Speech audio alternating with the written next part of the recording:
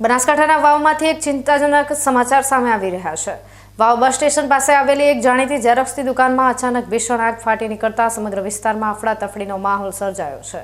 વાવ બસ સ્ટેશનની બિલકુલ સામે આવેલી કેસર કૃપા ઝેરોક્સ નામની દુકાનમાં આજે અચાનક આગ લાગી હતી। જોતજોતામાં આગે વિકરાળ સ્વરૂપ ધારણ કરી લેતા અંદર રહેલા કમ્પ્યુટર, મોંઘા ઝેરોક્સ મશીનો અને અન્ય કિંમતી સાધનો બળીને ખાક થઈ ગયા છે। આગ લાગતા જ આસપાસના વેપારીઓ અને સ્થાનિક લોકોના ટોળે ટોળા ઘટના સ્થળે ઉમટી પડ્યા હતા।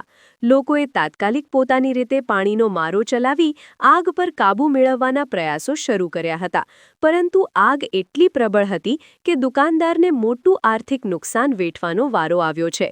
આખરે થરાદ નગરપાલિકાની ફાયર બ્રિગેડને જાણ કરવામાં આવતા તેમની ટીમ ઘટના સ્થળે પહોંચી હતી અને સંપૂર્ણ આગ પર કાબૂ મેળવ્યો હતો।